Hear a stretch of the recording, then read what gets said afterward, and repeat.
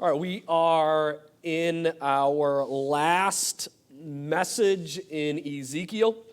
So we started this, I almost want to say it's a crazy series. Just the idea of doing this and attempting this just seemed insane at the time.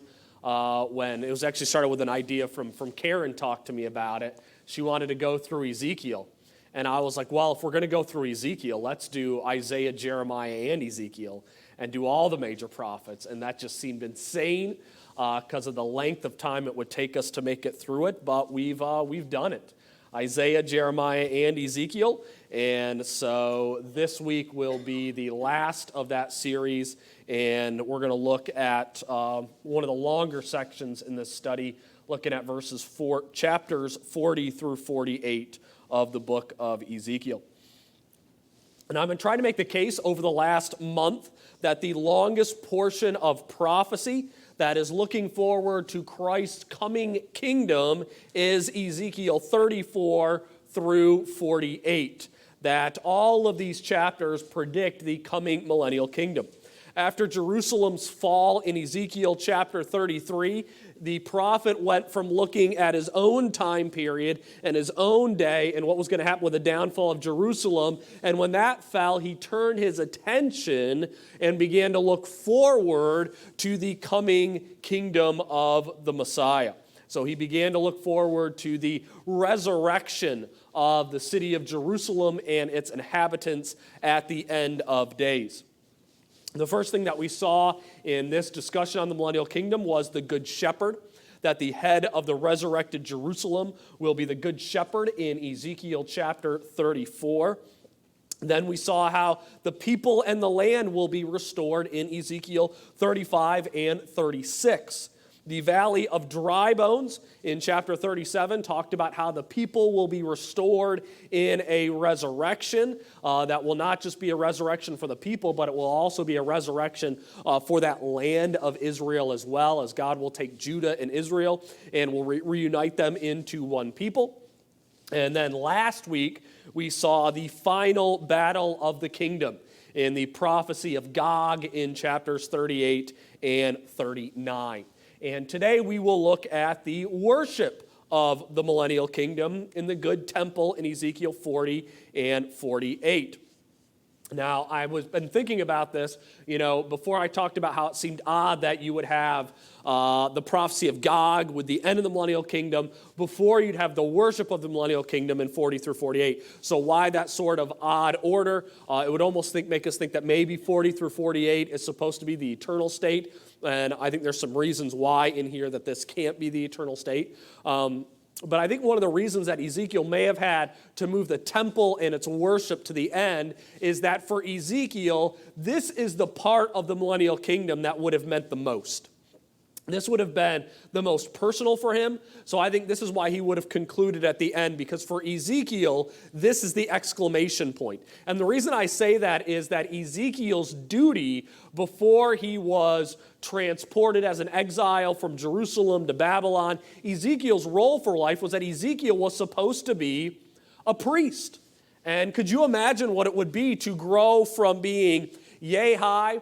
The first thing that you're going to have to define yourself for who you are as a young child is Ezekiel's going to know as much as he is Ezekiel, he is also a Levite. He is also literally born to be a priest. That would have been what defined his entire life was, I'm going to grow up one day and I'm going to serve in God's temple in Jerusalem.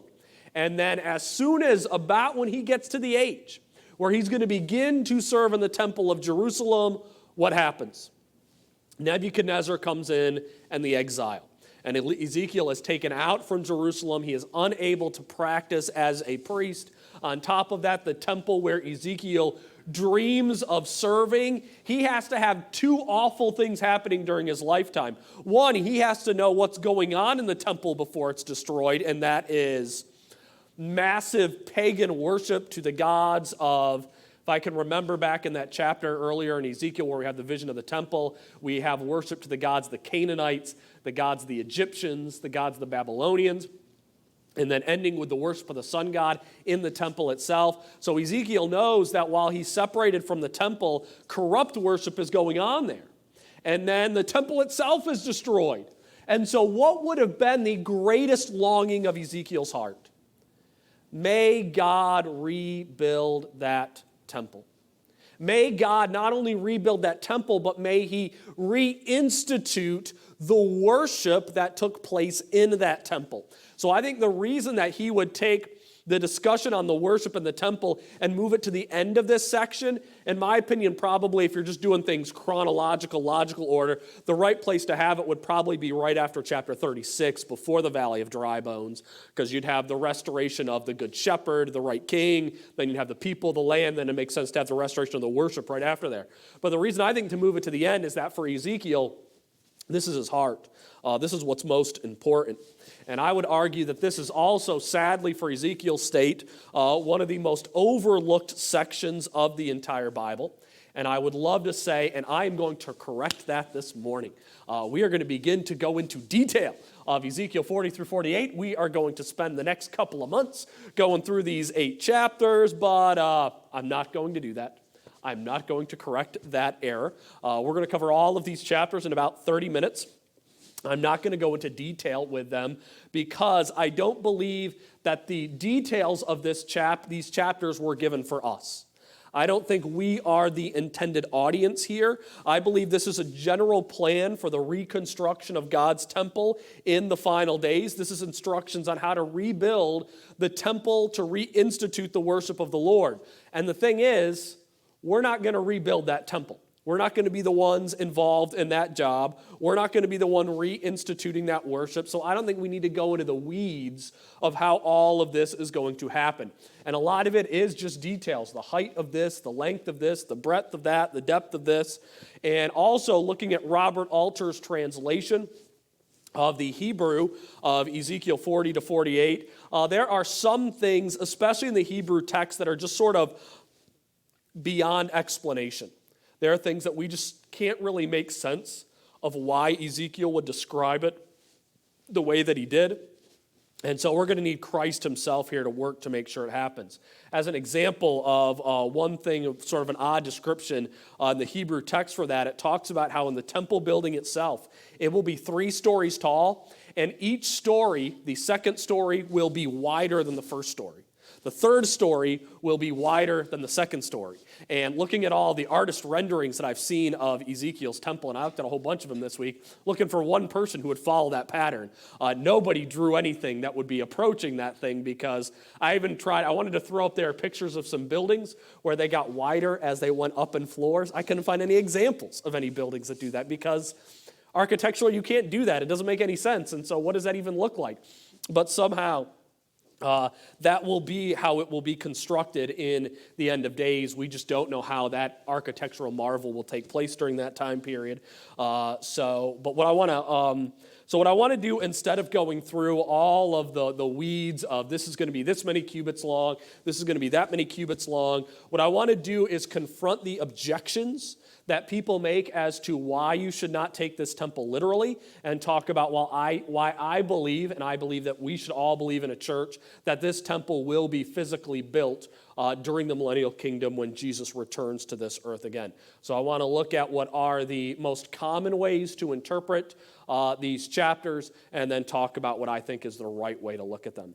The first way that people look at this chapter at a time, common approaches, is to look back at Solomon's temple. To say, you know what, Ezekiel, he really just doesn't know a lot of what he's talking about. He's really just thinking about Solomon's temple and almost daydreaming and wanting to go back in time to Solomon's temple as it was in its glory. So this is not a prophecy of the future, but this is a look to the past. One of the big issues with that is if you compare everything we know about Solomon's temple and how that would have been built with the details that we have in Ezekiel, and if you were to compare the 2 images together, you see that you have 2 really dramatically different structures. There's not really a ton of overlap in the building of Ezekiel's temple in comparison to Solomon. And they have a few main things in common. All the elements that are there to make Solomon's to rebuild a temple are all there, as far as holy place and the various articles for worship, but the compound, so to speak, itself with the buildings around it are all very, very different in what Ezekiel has. The second suggestion is that this is a pattern for building the second temple. So this is what Ezekiel was saying you should do when you build the temple. And so they try to tie this with Ezra and Nehemiah's temple. This is, I think, probably the weakest suggestion because no one in Jewish ancient writings ever has tied Ezekiel's temple to the one that was built during the time period of Ezra and Nehemiah. There's no attempt to do so. In fact, in ancient Judaism at this time period, the most common designation for Ezekiel's temple was to call it the temple of the Messiah, and believe that whenever the Messiah would come, that this would be the temple that the Messiah would build. So even when Ezra and Nehemiah's and later Herod's temple were there, they were still looking at Ezekiel's temple as a future temple that would be built by the Messiah himself. The third approach to these chapters is the most popular view throughout church history, and that this is a figurative description of Jesus Christ and his church. So when we read about the temple, we are to picture Jesus as the temple, and all of the sacrifices in chapters 40 through 48 are a picture of what Jesus Christ did upon the cross, and all of the citizens who would be part of the worship, the people who would be led into worship by the prince, they are to be the church. So Ezekiel 40 through 48 is a long allegory on Jesus Christ and his church. One of the proof texts that are given for this is John 2:19. Jesus answered and said to them, "Destroy this temple, and in 3 days I will raise it up." And we know that when Jesus was talking about the temple, he wasn't talking about Herod's temple. Jesus was talking about his body as the temple. The main problem, though, with this allegorical view that Ezekiel is prophesying of Jesus and his church is that there's no evidence in the text itself that Ezekiel ever intended it to be an allegory. When we have allegories in the Bible where physical pictures are supposed to be illustrating something that is spiritual, we have language like or as or similar to. Jesus makes it very clear in the parables that he's telling that they are parables, and those physical stories are supposed to bring about a spiritual interpretation. And so we don't really have any keys in this text at all that Ezekiel intended this to be a parable or an allegory. Now, those who hold to the allegorical view, really for the most part, are any group in Christendom today that we would say are not premillennial. So if you don't hold a premillennial view of eschatology, you're going to see all of these chapters as allegorical. So the Roman Catholics, the Reformed, the Orthodox, they will all counter and say that these chapters cannot be literal. And the most common argument they give to say that these must be allegorical is that Ezekiel talks about how sacrifices will be offered during this time period and at this temple. So in Ezekiel 46:2 we read, "The prince shall enter by the way of the porch of the gate from outside and stand by the post of the gate. Then the priest shall provide his burnt offering and his peace offerings. And he shall worship at the threshold of the gate and then go out. But the gate shall not be shut until the evening." So what we see here is a reinstitution not just of the temple itself, but the sacrifices of the temple. And we need to understand that when you talk about a burnt offering, an olah in the Hebrew, this is very specifically an animal that is being killed and then is being offered up as a burnt offering. It cannot mean anything else other than that. There must be the death of an animal and then the burning of the animal for it to be a burnt offering. And so the argument is given by those who hold to an allegorical view. They say that we know from Hebrews, we know from Galatians, and frankly, we know from the whole of the New Testament that the old covenant sacrifices are no longer necessary. Jesus is our once-for-all sacrifices, our once-for-all sacrifice. And since we cannot see these sacrifices as literal, this means the entire section is an allegory of Jesus Christ and himself as the sacrifice and what he will do for the church and how Jesus will take Israel and the church and bring them together and make them one people. And I would counter with this. I don't see any reason why in the Millennial Kingdom we cannot have sacrifices that look back at what Jesus has already accomplished. Because if you think about it, the Old Testament sacrifices, they weren't saving people either. They were looking forward to what Jesus would do. Because the author of Hebrews in Hebrews 10:4 says, "For it is impossible for the blood of bulls and goats to take away sins." So Hebrews says those Old Testament sacrifices, they weren't saving anybody either. And so I think we could again have sacrifices where we say they're not effective in saving someone, they are commemorating the sacrifice that Jesus has already done. So I think we can take a physical temple with a physical sacrifice and say that they will be looking back at what Christ accomplished on the cross during the Millennial Kingdom. If they provide, because if you think about it, if you ought to take this view and say the sacrifices during the Millennial Kingdom, since Jesus is our once for all sacrifice, they cannot occur again, I think you would also have to view that the Old Testament sacrifices in some way would also have to be effective for washing away our sins. And they're not. We know they were looking forward to Christ. So I think that you can reinstitute the sacrifices and have it be fine, because even the Old Testament sacrifices did not actually save anyone from sin. And the final approach to Ezekiel's temple is done by some to tie Ezekiel 40 through 48 to Revelation 21 and 22. To say that the temple described in these chapters is the temple of the eternal state.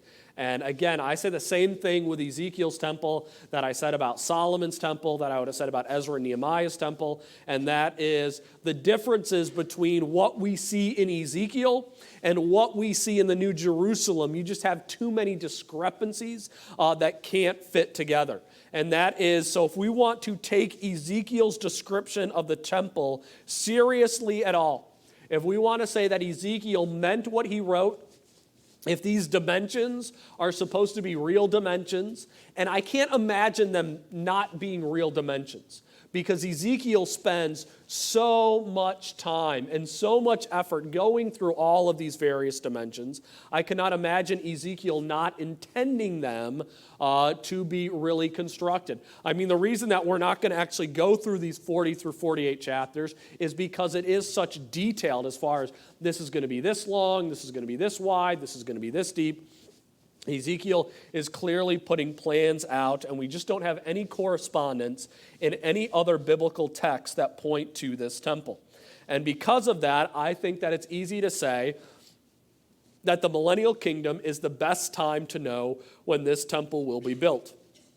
I also think it's intriguing that in the other passages we have on the Millennial Kingdom in the Bible, and I think there are many of them, we don't have another description of the temple in any of those chapters. And I think one of the reasons that we might not is because we don't need to, because we have such a thorough description of it at the end of Ezekiel. And if we remember, if we're going to put Ezekiel in its context, put Ezekiel's temple in its context, Ezekiel is clearly talking here about the Good Shepherd coming to this world. And remember, the Good Shepherd is God himself. So we need to have the divine Son of God come to this world, restore his people to his land, rebuild a temple in that context, and re-offer sacrifices. And I think if you look at all the prophecies in the Bible, the only time that it could fit to have all of those things occur would be during the Millennial Kingdom. And then the second thing that I would say as far as why we need to take this as a physical kingdom in the Millennial Kingdom is that if we believe Ezekiel is speaking for the Lord, if we believe Ezekiel is the Lord's prophet, we can say basically that these words are God's words and not Ezekiel's words. We can say that God intends for this temple to be built. I think this is one of the most important phrases in Ezekiel 40 through 48, and that is Ezekiel 43, 18 and 19 says, "And he said to me, Son of man, thus says the Lord God, these are the statutes for the altar on the day it is built, to offer burnt offerings on it, and to sprinkle blood on it. You shall give it to the Levitical priests who are from the offspring of Zadok, who draw near to minister to me, declares the Lord God, a young bull for a sin offering." So God clearly intends for this altar to be built. Not only does he intend for the altar to be built, he intends for sacrifices to be burned in fire upon that altar. He intends for blood to be sprinkled upon it, and also for the priests, the descendants of the priest Zadok, to serve as priests in this temple. And so I think I look at those two verses and I'm like, God really is intending all this to happen. Like he wants this to occur. That is his plan. And then this brings me to what I think is the most fascinating part of the description of the good temple and of the good kingdom is this mysterious figure who is the prince of the kingdom. 18 times in Ezekiel 40 through 48, the prince is spoken of. So he comes up more than one might expect, and he dominates pretty much all of chapter 46. We read here about the prince, that the prince will eat before the Lord. We read that the prince will have land set aside for his ownership. We read that offerings and taxes will be paid to the prince. The prince will also be present, giving offerings and sacrifices on behalf of the people. The prince will lead in religious ceremonies that are done in the worship of the Lord. The prince will have sons and will give inheritance to them from his possessions. And he will be told that he will only be able to give possessions to his sons out of what he owns and not by taking it from the people. And here I want to point out that due to the view that the prince will do two things.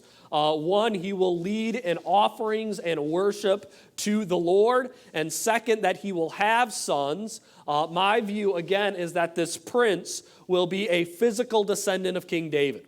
So there are who knows how many descendants of David living in the world today.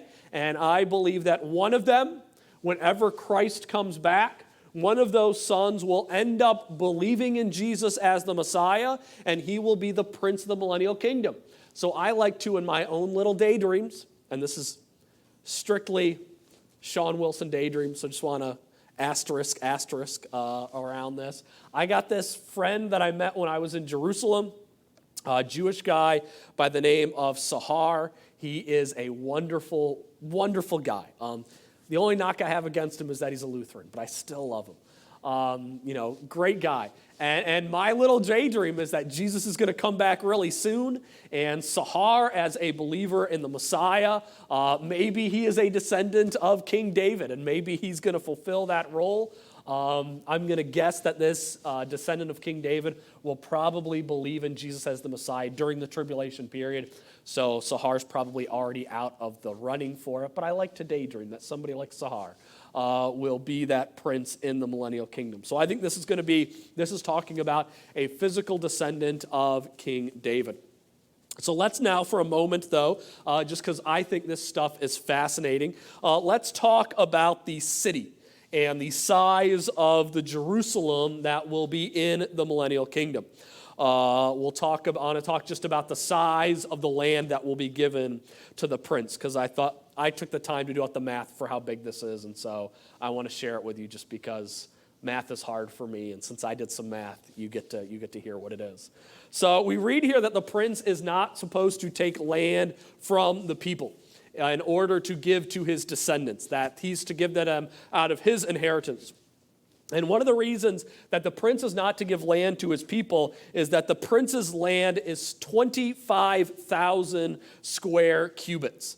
And I looked in commentary after commentary, how big is 25,000 square cubits? And nobody did the math for me. I couldn't believe this. All these commentaries on Ezekiel, no one bothered to do out the math, so I had to do it myself. So based on my own calculations, 25,000 square cubits, which is 25,000 square 18-inch long things. And based on my math, 25,000 square cubits would be about 6 square miles. So I'm like, how big is 6 square miles? So I wanted to see what it would look like in comparison to Jerusalem today, because it looks like, based upon the measurements, that it would sort of sit right at the southern border of Jerusalem. That's where the prince's land would sit. So I have here a picture of the holy city, just so you guys can get an idea of it. This is the old city of Jerusalem. This is the Damascus Gate. And then the next picture is an aerial shot of the old city of Jerusalem. And what you see in the screen is probably about 70% of the old walled city of Jerusalem. It's not overly that large, because now if you look at it on Google Maps, the image that you have there is an image of the entire metro and suburban area of modern-day Jerusalem. So this is not only the urban city area of Jerusalem, but all the areas outside of it as well. So this is Jerusalem and the, River Ridge, Metairie type areas outside of Jerusalem.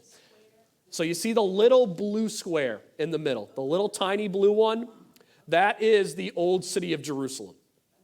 So that's what the old city of Jerusalem looks like inside modern Jerusalem. Really tiny, not a lot of area there. So that is the old city of Jerusalem. Now, if you were to take the 6 square miles that will be allotted to the prince and you put it over top of modern Jerusalem, this is 6 square miles. So it's a pretty big area of land that the prince is going to get. And so I went and did some more work. I don't think I actually put this on the screen. But if you were to take the populated area of Jerusalem today, it is about 4 square miles.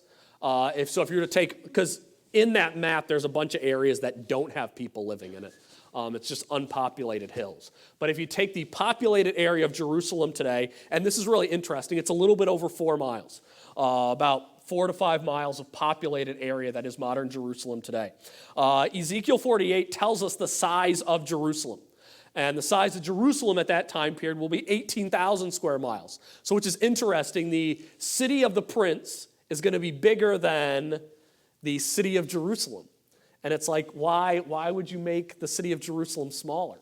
And the interesting thing is, that's just the size that Jerusalem is today. Because 18,000 square miles is 4.4 square miles, which is about the size of modern-day Jerusalem today that is populated. So God's just simply going with the size that Jerusalem is for the city. So I want to note, that is described in this final chapter is that we will have land designated not only for the holy city and for the prince, but we also read that portions will be set aside for each of the tribes of Israel. So the assumption is that God's people will dwell in the greater land of Israel. Now, we are not told what the sizes are that will be apportioned to each of the tribes during the Millennial Kingdom. In my opinion, this will finally be the time in history when Israel will receive all of the land that was promised to Abraham. And I looked at a bunch of maps that showed the promised land to Abraham. I think this is probably the closest one to the one that I think is accurate. And the land that is promised to Abraham, which will probably be the Israel that will take place during the Millennial Kingdom, will be all of modern-day Israel, plus about a third of modern-day Egypt, Lebanon, almost all of Syria, all of Jordan, as well as parts of northern Saudi Arabia. So that's probably the land that we're going to be looking at for Israel during that time period, and then that will be divided amongst the people. So along with the Christian Jewish commentator Charles Feinberg, I do see the most important feature of the good temple in the Millennial Kingdom being the very last verse of the book of Ezekiel, which Ezekiel 48 ends with this verse. The city shall be 18,000 cubits round about, and the name of the city from that day on shall be the Lord is there. And I think it could be easy to skip over that line if you're reading through Ezekiel, because you read about they'll know the Lord as a result of this again and again. It's a very, this will happen and they will know the Lord, a very repeated theme. But I think what this last verse is saying is that the crown and consummation of all of Israel's history will be that finally God's people will live in God's city, and God himself will be there. And that's really, I think, what all of Israel's history is about. From the call of Abraham, to the crowning of David, to the necessity of the exile, to the coming of Jesus, to his death, his resurrection, and his second coming. It is all about how will God ultimately dwell with his people. How can his people be restored and brought back to him? Well, these chapters are all about that restoration. So one of the things that I am so anticipating the Millennial Kingdom is I am looking forward to that time when God will bring about his consummation and his goal for his people, when his people will dwell in his land, when God will fulfill his promises to Abraham and David. And I think that if we stick to a simple principle of this passage, we take it as Ezekiel wrote it, I believe we can trust in God to fulfill these promises for his people in the future.